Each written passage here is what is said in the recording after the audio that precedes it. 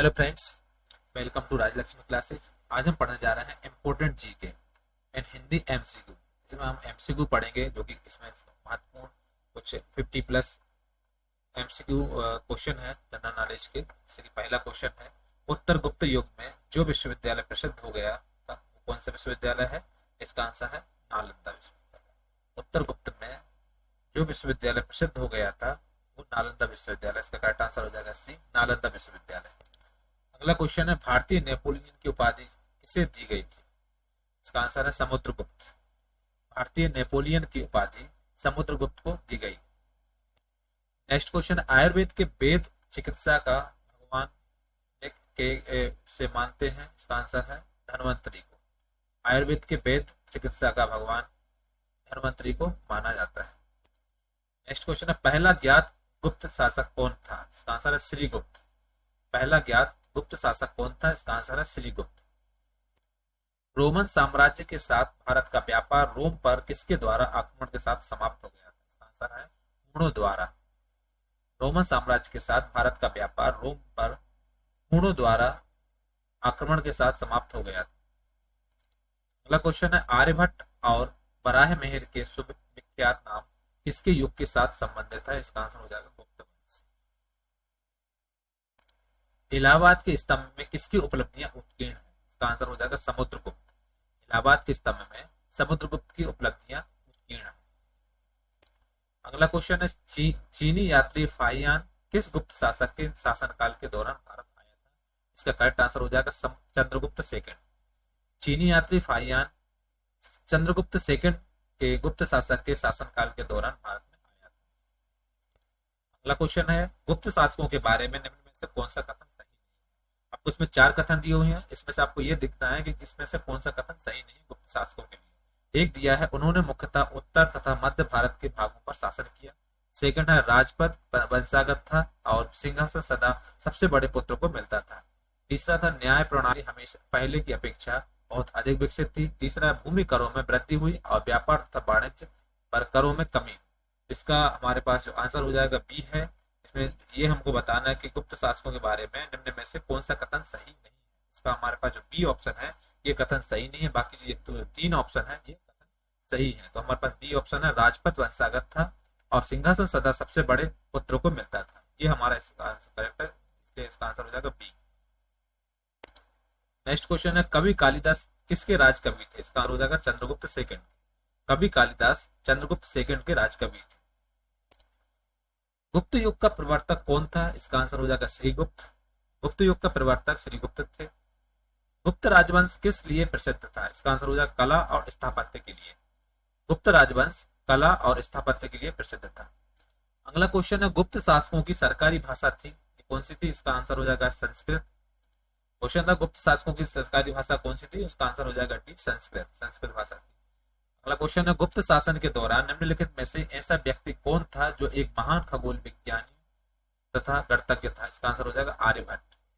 गुप्त शासन के दौरान निम्नलिखित में से ऐसा व्यक्ति आर्यभट्ट था जो एक महान खगोल विज्ञानी तथा गणितज्ञ था। गुप्त राजा जिसने विक्रमादित्य की पदवी ग्रहण की थी वह था आंसर चंद्रगुप्त सेकंड। गुप्त राजा जिसने विक्रमादित्य की पदवी ग्रहण की थी वह चंद्रगुप्त सेकंड था। थर्ड क्वेश्चन है, निम्नलिखित में से गुप्त वंश का वह राजा कौन था जिसने हुणों को भारत पर आक्रमण करने से रोका? इसका आंसर हो जाएगा चंद्रगुप्त सेकंड। निम्नलिखित में से गुप्त वंश का वह राजा कौन था जिसने हुणों को भारत पर आक्रमण करने से रोका? इसका आंसर हो जाएगा चंद्रगुप्त सेकंड। फिर क्वेश्चन है, गुप्त संवत निम्नलिखित में से किसके द्वारा स्थापित किया गया था? इसका आंसर हो जाएगा चंद्रगुप्त प्रथम के द्वारा। गुप्त संवत निम्नलिखित में से किसके द्वारा स्थापित किया गया था? इसका आंसर हो जाएगा चंद्रगुप्त प्रथम। गुप्त काल में किस धातु के सर्वाधिक सिक्के जारी किए गए? इसका आंसर हो जाएगा सोना।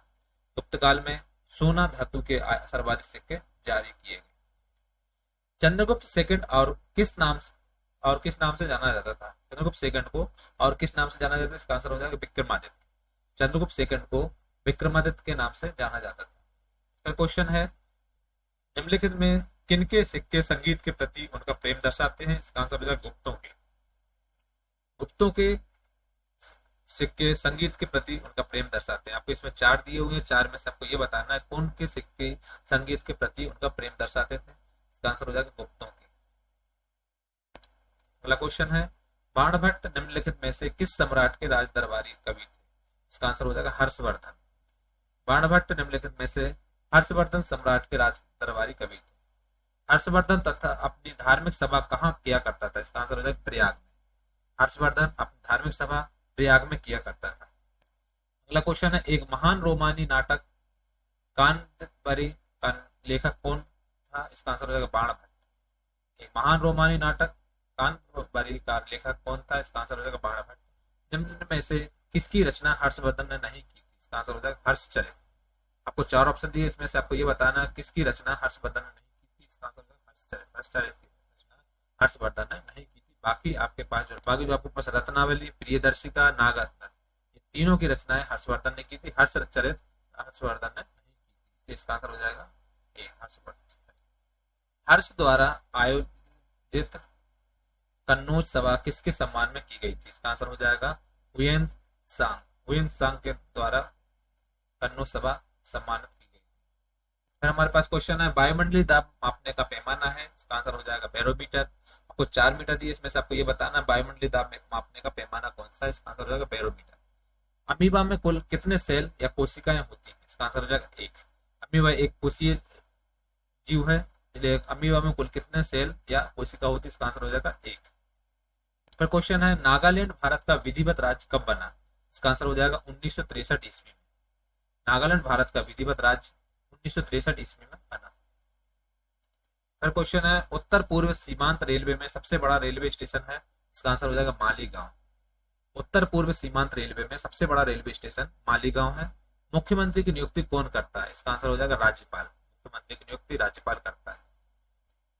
रेफ्रिजरेटर में कौन सी गैस प्रयुक्त की जाती है? इसका आंसर हो जाएगा फ्रीऑन। रेफ्रिजरेटर में फ्रीऑन गैस प्रयुक्त की जाती है। अगला क्वेश्चन है, इलेक्ट्रॉन के खोजकर्ता है। इसका आंसर हो जाएगा जे थॉमसन। इलेक्ट्रॉन के खोजकर्ता जे थॉमसन है। असमिया भाषा में मुद्रित प्रथम पुस्तक के लेखक कौन थे? इसका आंसर हो जाएगा आत्मा राम शर्मा। असमिया भारत भाषा में मुद्रित प्रथम पुस्तक के लेखक आत्मा राम शर्मा थे। फिर क्वेश्चन है, रविन्द्रनाथ टैगोर ने भारत के राष्ट्रीय गान के अलावा किस एक और देश का राष्ट्रीय गान लिखा? इसका आंसर हो जाएगा बांग्लादेश। रविन्द्रनाथ टैगोर ने भारत के राष्ट्रीय गान के अलावा किस एक और देश का राष्ट्रीय गान लिखा? इसका आंसर हो जाएगा बांग्लादेश। हीटर के तार किस चीज के बने होते हैं? इसका आंसर हो जाएगा नाइक्रोम। हीटर के तार नाइक्रोम के बने होते हैं। लोहे पर जंग लगने से उसका भार क्या होता है?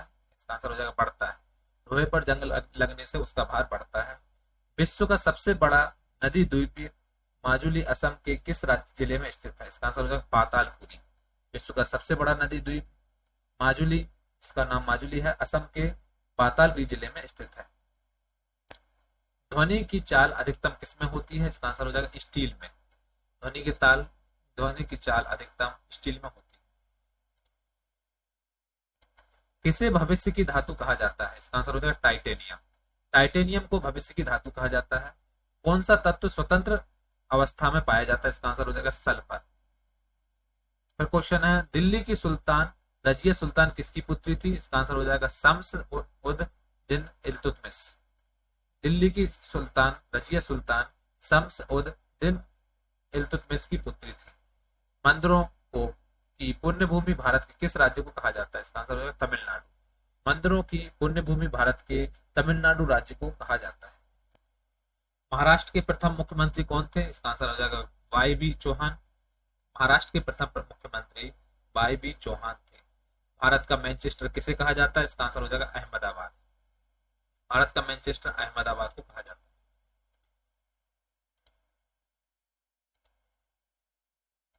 फिर अगला क्वेश्चन है, बिहार का शोक किस नदी को कहा जाता है? इसका आंसर हो जाएगा कोसी। बिहार का शोक कोसी नदी को कहा जाता है। क्वेश्चन है, भारतीय फिल्म अभिनेता शत्रुघ्न सिन्हा किस राज्य से संबंधित है? इसका आंसर हो जाएगा बिहार। भारतीय फिल्म अभिनेता शत्रुघ्न सिन्हा बिहार राज्य से संबंधित है। अलीगढ़ किस उत्पाद के लिए मशहूर है? इसका आंसर हो जाएगा ताले बनाने के लिए। अलीगढ़ ताले बनाने के लिए उत्पाद के लिए मशहूर है। किस भारतीय राज्य में विशाखापट्टनम बंदरगाह स्थित है? इसका आंसर हो जाएगा आंध्र प्रदेश। आंध्र प्रदेश भारतीय राज्य में विशाखापट्टनम बंदरगाह स्थित है। हमारे सौर परिवार कितने ग्रह है? 8 ग्रह। इसका आंसर हो जाएगा 8। सबसे हमारे सौर परिवार में 8 ग्रह हैं।